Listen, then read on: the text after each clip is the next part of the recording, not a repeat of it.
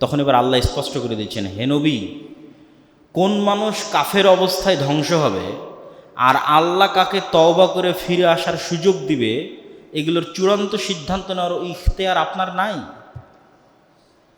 মানে আমি মনে চাইলাম আজ বদরের যুদ্ধে সব কাফের মরে যাক, আর মরে গেল, আর উহুদের যুদ্ধে আমরা পরাজিত, এই জন্য হতাশ হয়ে গেলাম না, বা এই জন্য অভিশাপ দিলাম, আল্লাহ বলছে না। কে কাফের অবস্থায় ধ্বংস হবে আর কাকে আল্লাহ তওবা করে ইসলাম গ্রহণের সুযোগ দিবে, এই ইখতিয়ার আপনার হাতে নাই। আল্লাহ চাইলে কাফের মুশরিকদের কাউকে ইসলামে ফিরে আসার তৌফিক দিতে পারেন এবং তাদের তওবা আল্লাহ কবুল করতে পারেন। যেমন এই উহুদ যুদ্ধের মধ্যে যারা ছিল, আবু সুফিয়ান, খালিদ বিন ওয়ালিদ, এরা পরে মুসলমান হয়ে গেছে, আল্লাহ তাদের তওবা কবুল করেছেন। আবার চাইলে কাউকে তিনি অন্যায়ের কারণে ইনস্ট্যান্ট শাস্তি দিতে পারেন।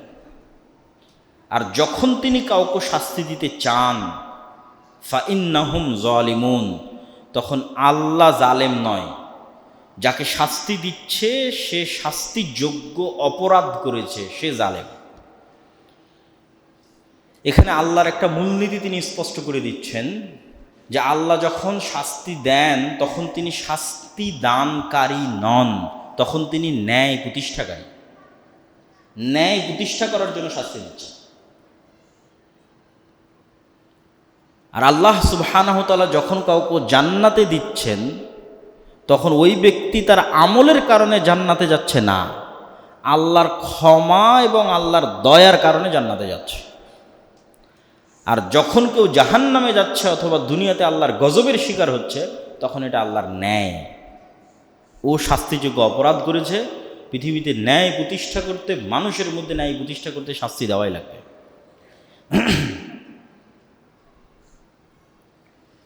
ওয়ালিল্লাহি মা ফিস সামাওয়াতি ওয়া মা ফিল আরজ ইয়াগফিরু লিমান ইয়াশা ওয়া ইউআযযিবু মান ইয়াশা ওয়াল্লাহু গফুরুর রহিম। তা আগের আয়াতে যে আল্লাহ মুহাম্মদ সাল্লাল্লাহু আলাইহি ওয়াসাল্লামকে একটু ধমক দিলেন, তো এই ধমক, নবীকে ধমক দেওয়া মানে উলিয়া উলিয়ার কী অবস্থা হবে, পীর মাশায়েখের কী অবস্থা হবে, আমাদের মতো হুজুর আলেম ওলামাদের কী অবস্থা হবে, যেখানে আল্লাহ নবীকেই ধমক দিয়েছে। তার মানে কারো হাতে ইখতিয়ার নাই। যদি নবীর হাতে না থাকে তাহলে পীর মাশায়েখ উলিয়া উলিয়া কারো হাতে নেই। এবার আল্লাহ বলছে, ওয়ালিল্লাহি মা ফিস সামাওয়াতি ওয়া মা ফিল আরজ ইয়াগফিরু লিমান ইয়াশা ওয়া ইউআযযিবু মান ইয়াশা। এই যুদ্ধে জয় পরাজয় তো বহুদূরের কথা, এটা তো একটা সামান্য জিনিস। আসমান এবং জমিন এবং তার মধ্যে যা কিছু আছে, সকল জীব জন্তু, জড়বস্তু, জড় পদার্থ, এমনকি ধূলিকণা, বালিকণা, অণু, পরমাণু পর্যন্ত সবই আল্লাহর একচ্ছত্র মালিকানাধীন। এতক্ষণ তোমাদের আমি যুদ্ধে জয় পরাজয়ের আলোচনা করলাম যে আমি জয়ের মালিক, আমি বিজয় দিতে পারি, ফেরেশতারা নয়, এখানে নবীর সিদ্ধান্তের কোনো ইখতিয়ার নাই, এগুলো তো বহু পরে। আসমান জমিন এবং তার মধ্যে থাকা প্রত্যেক অণু পরমাণুর উপর আমার একচ্ছত্র মালিকানা, আমি এগুলোর সৃষ্টিকর্তা, আমি এগুলোর নিয়ন্ত্রণকারী। ইয়াগফিরু লিমান ইয়াশা ওয়া ইউআযযিবু মান ইয়াশা, যাকে ইচ্ছা তাকে ক্ষমা করে দেব, যাকে ইচ্ছা তাকে শাস্তি দেব। ইয়াগফিরু লিমান ইয়াশা, যাকে চাইবো তাকে ক্ষমা করে দেব, ওয়া ইউআযযিবু মান ইয়াশা, যাকে চাইবো তাকে শাস্তি দেব। আল্লাহু গফুরুর রহিম। তবে হ্যাঁ, আল্লাহ শাস্তি দিলেও তার দয়া, তার রাগের উপর বিজয়ী হয়ে গেছে। গফুরুর রহিম, তিনি ক্ষমাশীল এবং দয়ালু। আল্লাহ সুবহানাহু ওয়া তাআলার দয়া এবং ক্ষমা তার ক্রোধের উপর বিজয়ী। এই জন্য শাস্তি দেওয়ার কথা বলে আল্লাহ বলছেন আল্লাহু গফুরুর রহিম, আর আল্লাহ ক্ষমাশীল এবং দয়ালু। ইয়া আইয়ুহাল্লাযীনা আমানু লা তা'কুলুর রিবা আদআফাম মুদাআফা ওয়াত্তাকুল্লাহা লাআল্লাকুম তুফলিহুন। যুদ্ধের বর্ণনাই চলতেছে এবং এক দুই আয়াত পর আবারও যুদ্ধের বর্ণনার মধ্যে আল্লাহ ঢুকবেন, কিন্তু হঠাৎ করে মধ্যেখানে যুদ্ধের সাথেই সংশ্লিষ্ট। অনেকে মনে করতে পারে যে হয়তো যুদ্ধের সাথে সংশ্লিষ্ট নয়, তা নয়। যুদ্ধের সাথে সংশ্লিষ্ট কিছু বিষয় আল্লাহ সুবহানাহু ওয়া তাআলা তুলে ধরেছেন, কিন্তু বাহ্যিক দৃষ্টিতে যুদ্ধের সাথে কানেক্টেড নয়। আল্লাহ হঠাৎ করে বলছেন এই আয়াতে, হে ইমানদারগণ, তোমরা সুদের সাথে সম্পৃক্ত হয়েও না, চক্রবৃদ্ধি হারে সুদ ভক্ষণ করিও না, ওয়াত্তাকুল্লাহ, আল্লাহকে ভয় করো, লাআল্লাকুম তুফলিহুন, তাহলে তোমরা সফল কাম হবে। তা হঠাৎ করে সুদ কি? যুদ্ধের সাথে অর্থনীতির কানেকশন সবচেয়ে বেশি, আর কোনো কিছুর সাথে অর্থনীতির এতটা সম্পর্ক নাই, যুদ্ধের সাথে যতটা সম্পর্ক আছে। আজকের বিশ্ব, বাংলাদেশ একটা F-16 বলেন অথবা আরও উঁচু লেভেলের যে বিমান আছে কিনতে পারে না কেন? টাকার অভাবে। একটা বোমা তৈরি করতে পারে না, ট্যাঙ্ক তৈরি করতে পারে না, এন্টি মিসাইল সিস্টেম নেই কেন? টাকার অভাবে। যারা আছে তার টাকার কারণে আছে। তো অন্যতম একটা বড় ফ্যাক্টর যুদ্ধে হচ্ছে টাকা, অর্থ। তো অর্থ যদি স্বাধীন না থাকে, অর্থ যদি কুক্ষিগত হয়ে যায়, তাহলে যুদ্ধ করেও স্বাধীন হওয়া যাবে না, যুদ্ধ করেও গোলাম থাকতে হবে। কেন? অর্থ স্বাধীন হয়নি, টাকা স্বাধীন হয়। তাহলে টাকা কোথায় গোলাম? সমাজে যখন সুদ থাকবে, পৃথিবীতে যখন সুদ থাকবে, তখন টাকা গোলাম, অর্থনীতি গোলাম। তখন যুদ্ধে বিজয় অর্জন করলেও প্রকৃত স্বাধীনতা অর্জন সম্ভব নয়। এই জন্য প্রকৃত স্বাধীনতার জন্য অর্থনৈতিক স্বাধীনতা জরুরি, লাজেম, লাগবেই। অর্থনৈতিক স্বাধীনতা ছাড়া কখনোই শুধু যুদ্ধ দিয়ে কোনো স্বাধীনতা টেকসই হয় না। উইদ্দাত লিল কাফিরিন, আগুনকে ভয় করো যে আগুন কাফেরদের জন্য তৈরি করা হয়েছে। ওয়াতিউল্লাহ ওয়ার রাসূল লাআল্লাকুম তুরহামুন, আল্লাহর আনুগত্য করো, রাসূলের আনুগত্য করো, তাহলে দয়া প্রাপ্ত হবে। দয়া প্রাপ্ত হওয়ার শর্ত আল্লাহ এবং রাসূলের আনুগত্য।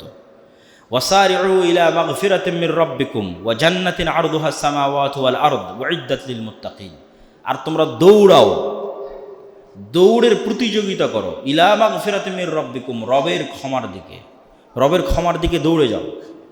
ওয়া জান্নাতিন আরদুহা সামাওয়াতু ওয়াল আরদ, আর এমন জান্নাতের দিকে দৌড়াতে থাকো যেই জান্নাতের প্রশস্ততা আসমান এবং জমিনের চেয়েও বড়, সেই জান্নাতের জন্য দৌড়াও।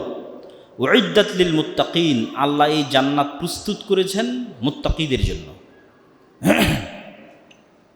মুত্তাকি মানে আবার ওই আগের কথায় ফিরে যেতে হবে, যে সদা সর্বদা সতর্ক এবং সচেতন পদক্ষেপ নিচ্ছে। এটা ছাড়া আপনি জান্নাতে যেতে পারবেন না। একটা আলো, ওই যে এখানে ঝাড়বাতি আছে, রাতে যদি জ্বলে তাহলে সব পোকা এখানে আসবে। একমাত্র মুত্তাকি পোকা, যদি কোনো মুত্তাকি পোকা থেকে থাকে যে সদা সর্বদা সচেতন এবং সতর্ক পদক্ষেপ নেয়, ও সব পোকার চাইতে বিপরীতে ছুটবে। না, এই আলোতে যাওয়া যাবে না, গেলে পুড়ে যাব, বিপরীতে ছুটবে। কেন? ও সতর্ক, সচেতন, ঠিক স্রোতের বিপরীতে চলার মতো। তাহলে মানুষের শাহওয়াত, মানুষকে টানতেছে, জাহান্নাম টানতেছে, মানুষের মনের ইচ্ছা। তাহলে ওই মনের ইচ্ছার বিপরীতে গিয়ে সদা সর্বদা সতর্ক পদক্ষেপ না নিলে আপনি তো জান্নাতের দিকে যেতে পারবেন না। তো জান্নাত প্রস্তুত আছে মুত্তাকিদের জন্য, যারা স্রোতের বিপরীতে, মনের বিপরীতে সদা সর্বদা সতর্ক এবং সচেতন পদক্ষেপ নেয়। আল্লাহ এবার মুত্তাকিদের কিছু বৈশিষ্ট্য বলছেন। আল্লাযীনা ইউনফিকুনা ফিস সাররাই ওয়াদ দাররা ওয়াল কাযিমিনাল গায়জ ওয়াল আফিনা আনিন নাস আল্লাহু ইউহিব্বুল মুহসিনিন। মুত্তাকি তারাই যারা সুখেও ব্যয় করে, দুঃখেও ব্যয় করে। যখন কোটি টাকার মালিক তখন খরচ করা সহজ, যখন আমি রিক্সা চালক, 5 টাকাও নাই, তখনও আল্লাহর রাস্তায় দান করব, এটা অনেক কঠিন। ওয়াল কাযিমিনাল গায়জ, যারা রাগকে পান করে যায়। তৃষ্ণার্ত ব্যক্তি যেভাবে পানি পান করে ফেলে, আর এভাবে রাগকে পান করে নেয়। মানে কোনো মানুষের উপর রাগ তৈরি হলেও সেটার বহিঃপ্রকাশ ঘটায় না। সামর্থ্য এবং শক্তি আছে রাগের বহিঃপ্রকাশ ঘটানোর, তারপরও ঘটায় না। একটা তো সামর্থ্যই নাই, তার কথা বলা হচ্ছে না। অসহায় মানুষও রাগ করে কি করবে? কিন্তু যে রাগ করে কিছু করতে পারবে তারপরেও করে না, ওয়াল কাযিমিনাল গায়জ, রাগকে নিজের মধ্যেই রাখে। ওয়াল আফিনা আনিন নাস, একদল আছে রাগ তাৎক্ষণিক প্রকাশ করলো না, কিন্তু ঠান্ডা মাথায় ব্রেনে ওকে মারবে, সময় সাপেক্ষে এমনভাবে প্যাচে ফেলবে, প্রতিশোধ নেবে, খুব ঠান্ডা ব্রেনে। আল্লাহ পরের ধাপে এই জন্য বলতেছেন, রাগকে দমন করলা কিন্তু ধীরে সুস্থে প্রতিশোধ নিলে না। ওয়াল আফিনা আনিন নাস, ক্ষমা করে দিবে। কাযিমিনাল গায়জ, রাগ বহিঃপ্রকাশ ঘটাবে না। ওয়াল আফিনা আনিন নাস, ক্ষমা করে দিবে।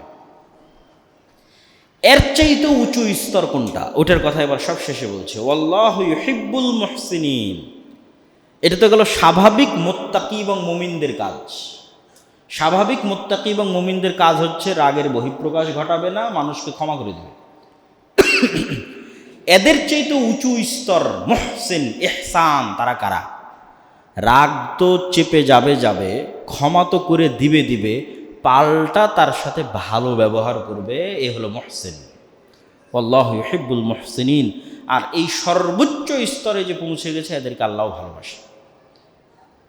এরা হচ্ছে তাকওয়া এবং ইহসানের সর্বোচ্চ স্তরে পৌঁছে যাওয়া ব্যক্তি।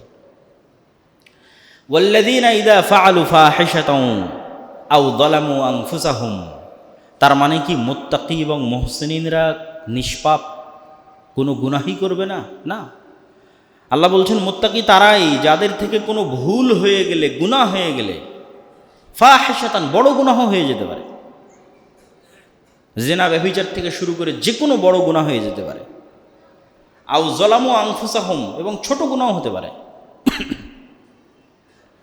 যদি হয়ে যায় যাকারুল্লাহ, এরা সাথে সাথে আল্লাহকে স্মরণ করে, ফাস্তাগফারু লিযুনুবিহিম এবং নিজের পাপের জন্য আল্লাহর কাছে ক্ষমা প্রার্থনা করে, ওয়া ইয়াগফিরুদ যুনুবা ইল্লাল্লাহ, আর তারা জানে যে পাপের ক্ষমা আল্লাহ ছাড়া কারো কাছে না, কোনো অলিয়া আউলিয়া পীর দরবেশ মাজার না, পাপের ক্ষমা আল্লাহর কাছে।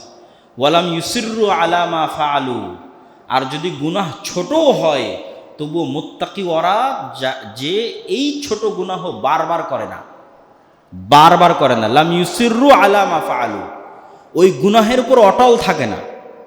একটা ছোট গুনাহ যদি বারবার করা হয় সেটা কবিরা গুনাহে পরিণত হয়ে যায়, তাহলে ও মুত্তাকির কাতারে আর থাকলো না, মুহসিনের কাতারে আর থাকলো না। মুত্তাকি মুহসিনদের গুনাহ হতে পারে, কিন্তু তার গুনাহবলী কি সাথে সাথে সে আল্লাহকে স্মরণ করে ক্ষমা চেয়ে আর ওই গুনাহ দ্বিতীয়বার না করার সত্য সংকল্প করে। দ্বিতীয়বার হয়ে যেতে পারে, কিন্তু যখন সে তওবা করতেছে তখন তার অন্তরে শতভাগ সত্য সংকল্প আছে যে এই গুনাহ সে আর দ্বিতীয়বার করবে না। ওয়াহুম ইয়ালামুন, আর আল্লাহ সুবহানাহু তাআলা যদি তারা এইভাবে আল্লাহর কাছে ক্ষমা চাইতে পারে, তা আল্লাহ বলছেন উলাইকা জাযাউহুম মাগফিরাতুম মির রাব্বিহিম, এদের এক নাম্বার প্রতিদান হচ্ছে আল্লাহর ক্ষমা। কেননা পরকালে কেউ নিজের আমলের জোরে জান্নাত দাবি করতে পারবে না, তাহলে জান্নাতে যেতে হলে ক্ষমা লাগবে, দয়া লাগবে, তো এদেরকে আল্লাহ ক্ষমা করে দেবে। ওয়া জান্নাতিন তাজরি মিন তাহতিহাল আনহার, এবং এমন জান্নাতে প্রবেশ করার সুযোগ দিবে যেই জান্নাত শব্দের শাব্দিক অর্থ হচ্ছে বাগান, এমন সুজলা সুফলা সুশোভিত সুন্দর বাগান যার নিচ দিয়ে ঝর্ণাধারা প্রবাহিত, যেটা মানুষের কল্পনা তো আসতে পারে না যে এটা কত সুন্দর হতে পারে। খালিদিনা ফিহা, তারা সেখানে চিরস্থায়ী থাকবে। ওয়া নি'মা আজরুল আমিলিন, আর সৎকর্মশীলদের আল্লাহ এভাবেই পুরস্কৃত করে থাকেন। কদ খালাত মিন ক্বাবলিকুম সুনানুন ফাসিরু ফিল আরজ, আবার আমরা যুদ্ধের ঘটনায় ফিরে আসতেছি। উহুদের যুদ্ধের সাময়িক পরাজয় দেখে তোমাদের মনে হতে পারে যে নবীও আঘাতপ্রাপ্ত, নবীও আহত, মুসলমানেরা পরাজিত, তাহলে কি সিস্টেম কি? আল্লাহ বলছেন কদ খালাত মিন ক্বাবলিকুম সুনানুন, তোমাদের পূর্বে এরকম হাজারো বছর চলে গেছে, লাখো বছর চলে গেছে, তোমরা পৃথিবী ঘুরে এবং ইতিহাস পড়ে ওই জিনিসগুলো দেখো, দেখলে তোমরা বুঝবে যে মুমিনদের পরাজয় সাময়িক, নবীদের পরাজয় সাময়িক, ইসলামের পরাজয় সাময়িক। আকিবাতুল মুকাজ্জিবিন, যারা মিথ্যুক কাফের মুশরিক, ফাইনালি সময় লাগতে পারে কিন্তু ফাইনাল পরাজয় ওদের। অতএব উহুদের যুদ্ধে তোমরা পরাজয় হয়েছে, এটা সাময়িক।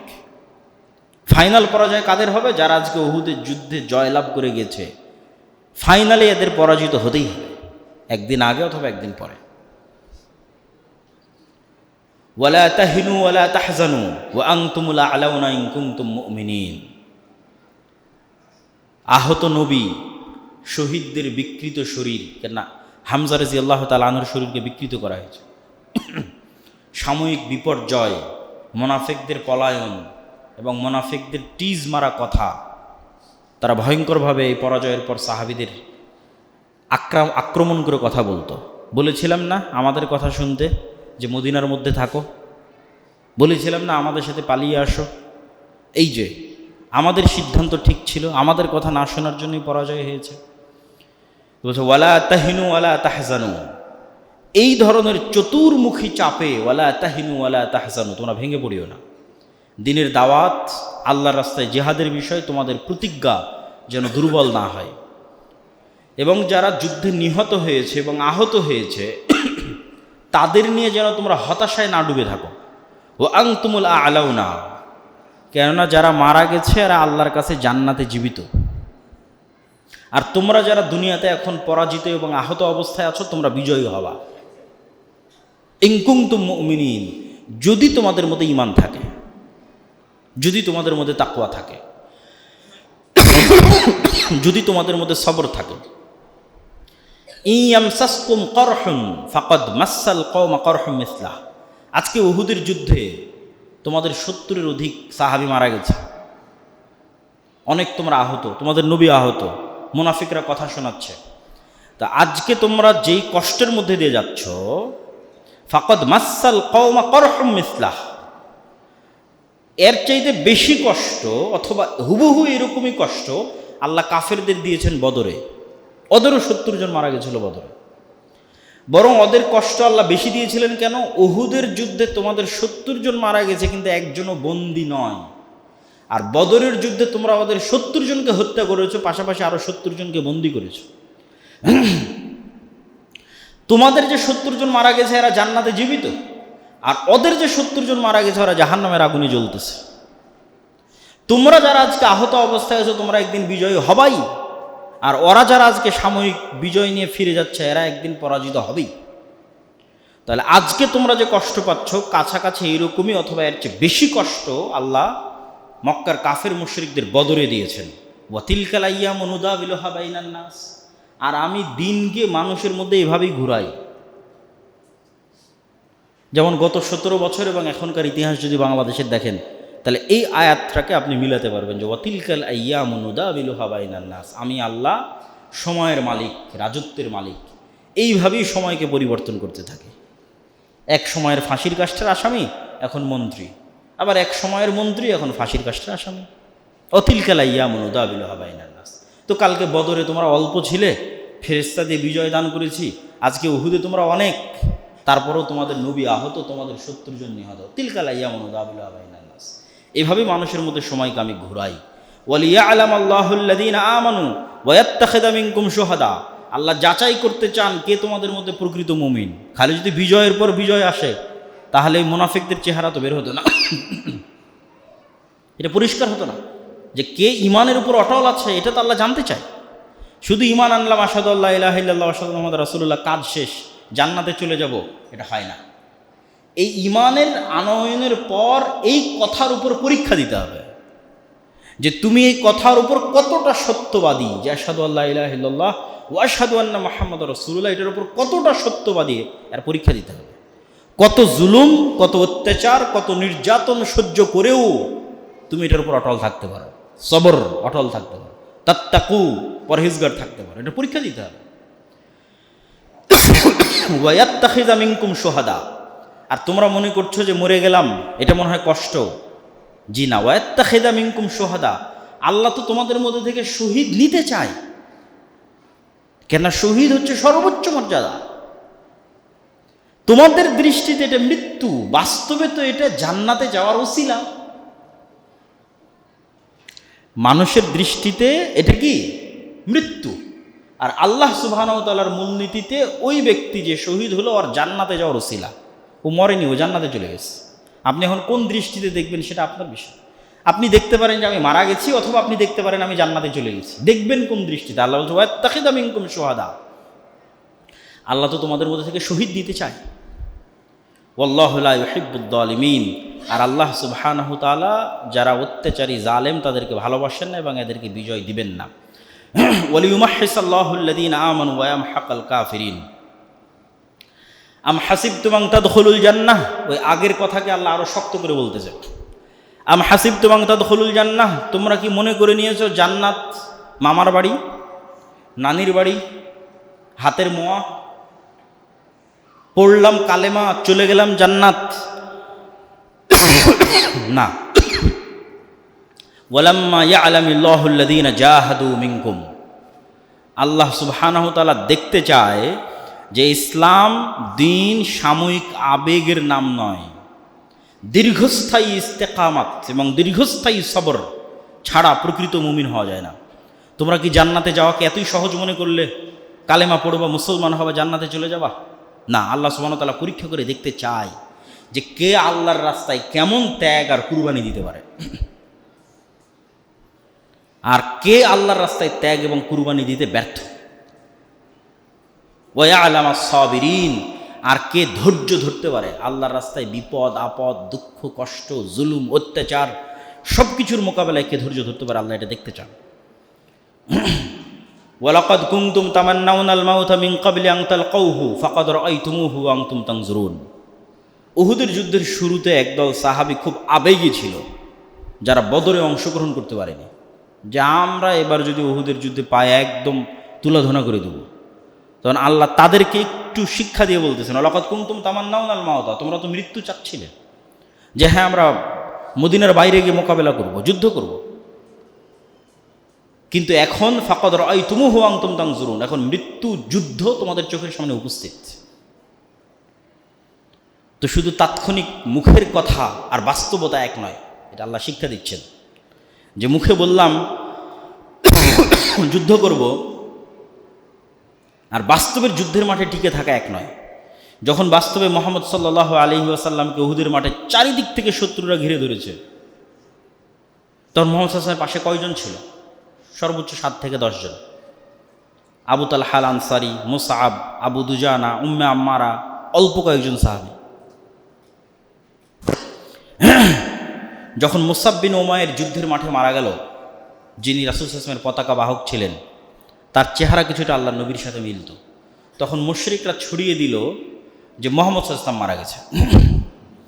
যখন মুহাম্মদ সাল্লাল্লাহু আলাইহি ওয়াসাল্লাম মারা গেছে, এই মৃত্যু সংবাদ ছড়িয়ে পড়ল, তখন যাদের ঈমান দুর্বল তারা আরও দুর্বল হয়ে গেল, যে নবী যদি মারা যায় তাহলে যুদ্ধ করে কি হবে? তার চেয়ে বরং আব্দুল্লাহ বিন উবাই অথবা আবু সুফিয়ান এদের সাথে সুলা এবং একটা সালিশ করে নিলেই ভালো, যেহেতু নবী মারা গেছে। তখন আল্লাহ কোরআন মাজিদে আয়াত অবতীর্ণ করে বলছেন, ওমা মুহাম্মাদুন ইল্লা রাসূলুন ক্বাদ খালাত মিন ক্বাবলিহির রাসূল। মুহাম্মদ কি তোমাদের আল্লাহ? মুহাম্মদ কি তোমাদের সৃষ্টিকর্তা?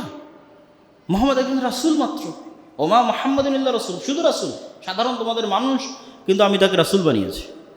ক্বাদ খালাত মিন ক্বাবলিহির রাসূল, আরে এর পূর্বে তো আরো হাজারো রাসূল গেছে, ওই হাজারো রাসূলের মধ্যে শত রাসূল আল্লাহর রাস্তায় মরে গেছে। বেশি দিন নয়, তোমরা এখন যে সময় অবস্থান করছো তার 400-500 বছর পর ইয়াহিয়া এবং জাকারিয়া আল্লাহর রাস্তায় নিহত হয়েছে। তাহলে মুহাম্মদ সাল্লাল্লাহু আলাইহি ওয়াসাল্লাম তোমাদের সৃষ্টিকর্তা নয় যে তোমরা তার ইবাদত করো। মুহাম্মদ সাল্লাল্লাহু আলাইহি ওয়াসাল্লাম আল্লাহর একজন রাসূল মাত্র, আর তার পূর্বে আরও শত রাসূল চলে গেছে, যেই শত রাসূলের মধ্যে এমনও রাসূল গেছে যারা আল্লাহর রাস্তায় মরে গেছে।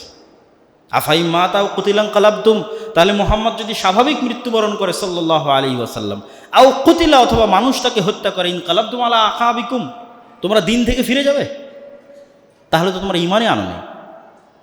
কেন? মুহাম্মদ তো আল্লাহর, তোমরা তো ঈমান এনেছো আল্লাহর উপর, আল্লাহ তোমার নেই, তাহলে তো ঈমান বিশুদ্ধ হয়নি। আল্লাহ সুবহানাহু ওয়া তাআলা হচ্ছেন আল হাই আল কাইয়্যুম, উনি তো মারা যান নাই, তাহলে ঈমান কার উপর?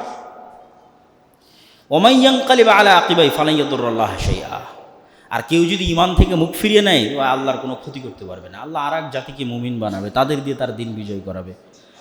মানুষের ইবাদতে আল্লাহর কোনো উপকার হয় না, আর আল্লাহর অবাধ্যতায় আল্লাহর কোনো ক্ষতি হয় না। ওয়াসায়াজজিল্লাহু শাকিরিন, তবে হ্যাঁ, যারা শুকরিয়া আদায়কারী, আল্লাহ যে ঈমানের নিয়ামত দিয়েছে এটারও শুকরিয়া আছে।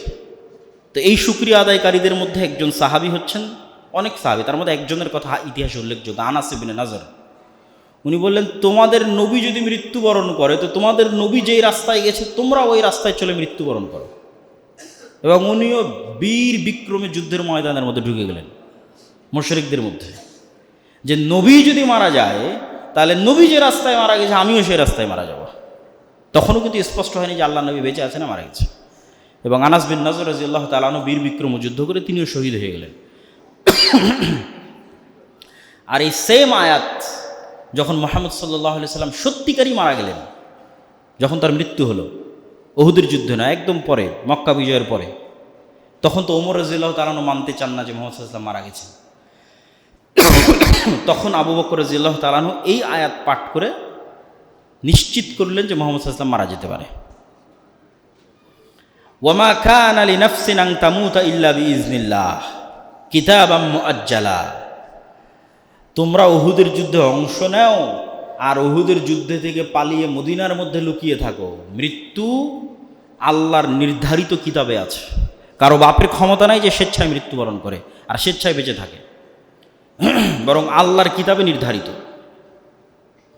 ওয়াকাআইয়িম মিন নাবিয়্যিন কাতালা মাআহু রিব্বিয়ুনা কাসীর। আর আজকে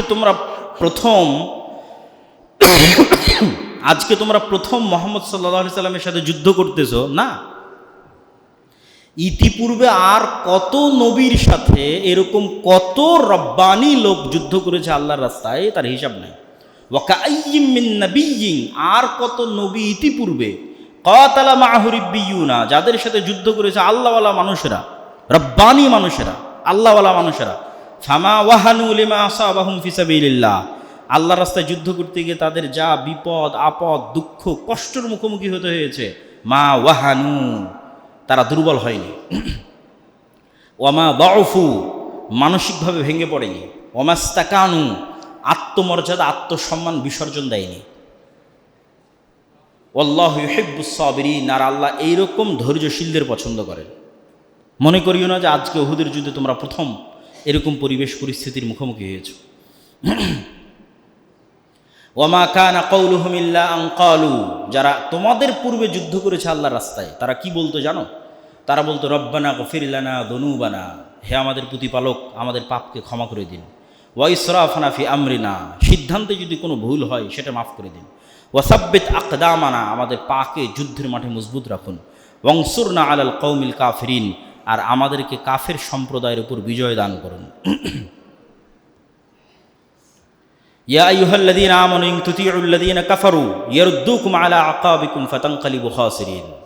আজকে যারা তোমাদেরকে পরামর্শ দিচ্ছে মুহাম্মদ সাল্লাল্লাহু আলাইহি ওয়াসাল্লামের মৃত্যুর গুজবে অথবা উহুদের যুদ্ধের পরাজয়ে, যে তোমরা আব্দুল্লাহ বিন উবাইয়ের সাথে সালিশ করে নাও, আবু সুফিয়ানের সাথে সালিশ করে নাও, তাহলে জেনে রাখো ইন তুতিউল্লাযীনা কাফারু, যদি তোমরা এই সমস্ত কাফের এবং মুশরিকদের কথা শোনো, ইয়ারুদ্দুকুম আলা আকাবিকুম ফাতানকালিবু খাসিরিন, তাহলে এটা তোমাদের জন্য আত্মবিধ্বংসী সিদ্ধান্ত হবে এবং তোমরা ক্ষতিগ্রস্তদের অন্তর্ভুক্ত হয়ে যাবে।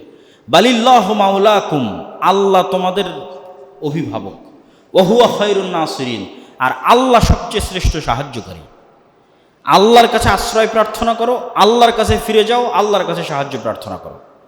সানুলকি ফি কুলুবিল্লাযীনা কাফারুর রু'বা বিমা আশরাকু বিল্লাহি মা লাম ইউনাজ্জিল বিহি সুলতানা ওয়া মাওয়াহুমুন নার ওয়া বি'সা মাথওয়ায যালিমিন। আর আমি আল্লাহ উহুদের যুদ্ধে তোমাদেরকে একটা সহযোগিতা করেছি, সেটা হচ্ছে উহুদের যুদ্ধে তো মুসলমানেরা পরাজিত, মুহাম্মদ সাল্লাল্লাহু আলাইহি ওয়াসাল্লাম কিনে সাহাবীরা পাহাড়ে আশ্রয় নিয়েছে। এখন তো চাইলেই আবু সুফিয়ান এবং তার বাহিনী মদিনাকে তছনছ করে দিতে পারে, বাকি বেঁচে থাকা সাহাবীদেরকে হত্যা করে দিতে পারে। তা না করে আবু সুফিয়ান এবং তার সৈন্যবাহিনী নিয়ে তারা মক্কায় ফেরত যেতে লাগলো।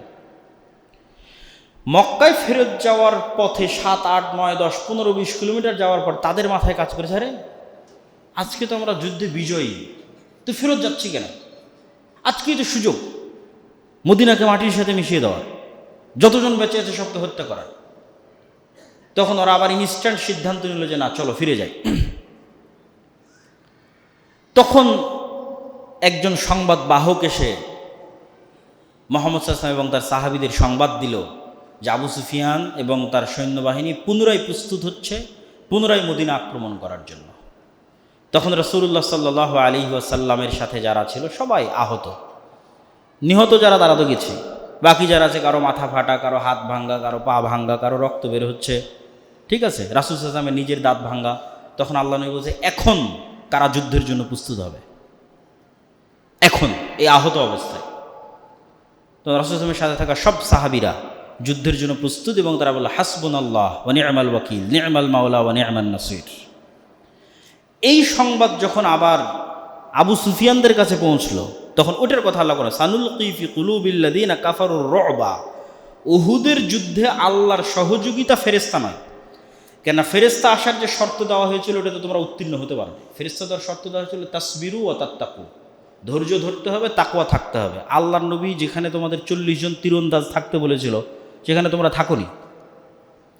যখন মুসলমানদের বিজয় হয়ে গেছে তখন তোমরা গনিমতের মালের জন্য ওই জায়গা ছেড়ে দিয়ে গনিমতের মাল সংগ্রহ করতে গেছো। তখন খালিদ বিন ওয়ালিদ পিছন দিক থেকে এসে আক্রমণ করেছে, এই কারণে তো নিশ্চিত জয় পরাজয়ে পরিণত হয়েছে। তবে উহুদের যুদ্ধে আল্লাহর সাহায্য কি ছিল? ওই কাফের মুশরিকদের অন্তরে আল্লাহ ভয় ঢুকিয়ে দিলেন, যারে যেই মুসলমানেরা আহত অবস্থাতেও যুদ্ধের জন্য এইভাবে প্রস্তুত হতে পারে, ওদের সাথে এখন মোকাবেলা করতে গিয়ে যদি হেরে যাই, তাহলে যে জয়ের আনন্দটা ছিল ওটাও তো আর থাকলো না। এখন তো গিয়ে বলতে পারবো আরে জিতেছি, মানে এখন এই অবস্থায় মক্কায় ফিরে গেলে কি বলা যাবে? জিতেছি। কিন্তু এখন আবার পাল্টা মোকাবেলা করতে গিয়ে যদি হেরে যাই, তাহলে এই জয়টাও আর থাকলো না। তো এই যে আল্লাহ ওদের অন্তরের মধ্যে ভয় ঢুকিয়ে দিলেন যে ওরা পাল্টা মদিনে আক্রমণ করলো না, এটাও আল্লাহর একটা সাহায্য। কেন? অন্তরের মালিক তো আল্লাহ, অন্তরের মধ্যে ভয় ঢুকিয়ে দেওয়ার মালিক তো আল্লাহ সুবহানাহু ওয়া তাআলা। ওয়ালাকাদ সাদাকাকুমুল্লাহু ওয়া'দাহ, মহান আল্লাহ অবশ্যই তার সাহায্যের প্রতিশ্রুতি রক্ষা করেছিলেন। যুদ্ধের প্রথম পর্যায়ে আল্লাহর সাহায্যে এবং তার অনুমতিতেই শত্রুদের তোমরা পরাস্ত এবং হত্যা করেছিলে। কুরাইশ বাহিনী পিছু হটছিল এবং বিজয় তোমাদের চোখের সামনে স্পষ্ট হয়ে উঠছিল। কিন্তু পরিস্থিতি বদলে গেল কখন? যখন জাবালের রুমাতে নিযুক্ত তোমাদের তীরন্দাজ বাহিনীর অন্তরে গনিমতের মালের প্রতি দুর্বলতা বা লোভ তৈরি হয়েছিল। এগুলো আল্লাহ কোরআনে এই আয়াতের মধ্যে বলছেন। আয়াতটা অনেক বড়, যাদেরকে রাসূল সাল্লাল্লাহু আলাইহি ওয়াসাল্লাম স্পষ্টভাবে বলেছিলেন জয় পরাজয় যেটাই হোক এই জায়গা তোমরা ছাড়বে না। এই স্পষ্ট নির্দেশ নিয়েও তোমরা পরস্পর তর্ক বিতর্কে লিপ্ত হলে। একদল বলল যুদ্ধ তো শেষ হয়ে গেছে, এখানে থেকে লাভ কি, তার যে গনিমতের মাল সংগ্রহ করি, এই বলে তারা গনিমতের মাল সংগ্রহ করতে চলে গেল। আর আব্দুল্লাহ বিন জুবাইর যে নেতা, সে বারবার বলতে থাকলো না এখান থেকে যেও না, আল্লাহর নবীর আদেশ। তার সাথে মাত্র 10-12 জন থাকলো, যারা ওখানেই দায়িত্বরত অবস্থায় খালিদ বিন ওয়ালিদের আক্রমণে নিহত হলো। এভাবেই তোমরা আল্লাহর ওয়াদাকৃত এবং তোমাদের কাঙ্ক্ষিত যে বিজয় দেখার পরেও রাসূলের আদেশ অমান্য করলে এবং নিজেদের পরাজয় নিজেরাই ডেকে আনলে। মূলত তোমাদের মধ্যে কেউ কেউ দুনিয়া চেয়েছিল, অর্থাৎ গনিমতের তাৎক্ষণিক দুনিয়াবি লোভ তোমাদের সিদ্ধান্তকে প্রভাবিত করেছিল। আবার কেউ কেউ শুধু আখেরাত চেয়েছিল, তাই তারা রাসূলের নির্দেশ রক্ষায় ওই স্থানে অটল থেকে নিজেদের জীবন পর্যন্ত দিয়ে দিল। আর এভাবেই মহান আল্লাহ মুশরিকদের উপর অর্জিত সাক্ষাৎ বিজয় থেকে তোমাদের ফিরিয়ে দিলেন। অর্থাৎ আল্লাহর সাহায্য বন্ধ হয়ে গেল এবং তিনি তোমাদেরকে পরাজিত হতে দিলেন, বাধা দিলেন না। তোমরা পরাজিত হচ্ছিলে, আল্লাহ এসে আবার বাঁচালেন না। আর পরাজয় মানেই খারাপ নয়। প্রজ্ঞাময় মহান আল্লাহ সুবহানাহু ওয়া তাআলার প্রতিটি কাজের মধ্যে হিকমত রয়েছে। তিনি তোমাদেরকে পরীক্ষা করতে চান। আর তোমরা যারা এই যুদ্ধে ভুল করেছিলে, এই যুদ্ধের বিভিন্ন পরিস্থিতিতে যারা ভুল করেছ, আল্লাহ সুবহানাহু ওয়া তাআলা তাদের সকলকে ক্ষমা করে দিয়েছেন। আল্লাহু যু ফাযলিন আলাল মুমিনিন, আর আল্লাহ এভাবেই মুমিনদের উপর দয়া করে থাকেন। তো আমরা শুধুমাত্র 152 আয়াত পর্যন্ত পৌঁছতে পেরেছি। পরবর্তী কোনো জমায় যদি কোথাও সুযোগ হয়, আমরা উহুদের যুদ্ধের এই ধারাবাহিক আলোচনা শেষ করব আল্লাহ সুবহানাহু ওয়া তাআলা যেভাবে বর্ণনা করেছেন। তো আমরা এই পুরো 121 থেকে 152 নম্বর আয়াত পর্যন্ত সূরা আলে ইমরানের, এর মধ্যে থেকে আমরা কি শিখলাম যদি সারমর্ম করি, যেহেতু আমাদের সময় শেষে এসেছে। তাহলে সারমর্ম হচ্ছে, নবী সাথে থাকার পরেও আল্লাহ সুবহানাহু ওয়া তাআলার সাথে জিবরাইলের মাধ্যমে নবীর সদা সর্বদা কথোপকথন হওয়ার পরেও মুসলমানেরা যুদ্ধে পরাজিত হচ্ছে এবং এই পরাজয় থেকে অনেক কিছু শিখার আছে। যে উম্মতে মুহাম্মাদিকে আল্লাহ অতি অলৌকিক কিছু দিয়ে বিজয় দিবে না, অতি অলৌকিক কিছু।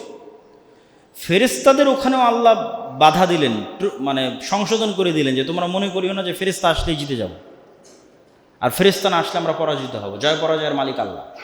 তাহলে অতি অলৌকিক কিছু ঘটে মুসলমানেরা জয়লাভ করবে তা নয়, বরং পৃথিবীর পরিবেশ এবং পরিস্থিতির সাথে খাপ খেয়ে নবীদের মতো চরম ত্যাগ স্বীকার করতে পারবে, আল্লাহর নবীর সাহাবীদের মতো চরম আত্মত্যাগ দিতে পারবে, তাসবিরু ওয়া তাত্তাকু, দিনের উপর অটল থাকতে পারবে, তাকওয়া অবলম্বন করতে পারবে, সর্বোচ্চ চেষ্টা করতে পারবে, তখন তোমাদের বিজয় তোমাদের হাতে ধরা দিবে। এবং অতীতে যে সমস্ত নবীরা চলে গেছে তাদেরও আল্লাহ সুবহানাহু ওয়া তাআলা বর্ণনা দিয়েছেন যে তাদের গুণাবলী কী ছিল, তারা আল্লাহর কাছে কিভাবে দোয়া করত। আর জান্নাত এত সহজ নয়, জান্নাতে যাওয়ার জন্য অনেক কাঠখড় এবং ত্যাগ এবং তিতিক্ষার পাশ করেই জান্নাতে যেতে হবে। আর মৃত্যু মানেই দুনিয়ার দৃষ্টিতে মৃত্যু, কিন্তু আল্লাহ সুবহানাহু ওয়া তাআলার দৃষ্টিতে জান্নাত। এরকম অসংখ্য কিছু এই আয়াতগুলোর মধ্যে ফুটে উঠেছে। আল্লাহ সুবহানাহু ওয়া তাআলা আমাদেরকে তার দ্বীনের উপর অটল থাকার, ধৈর্য ধারণ করার এবং সদা সর্বদা তাকওয়া অবলম্বন করে আমাদের জীবন পরিচালনা করার তৌফিক দান করুক। আল্লাহুম্মা আমিন।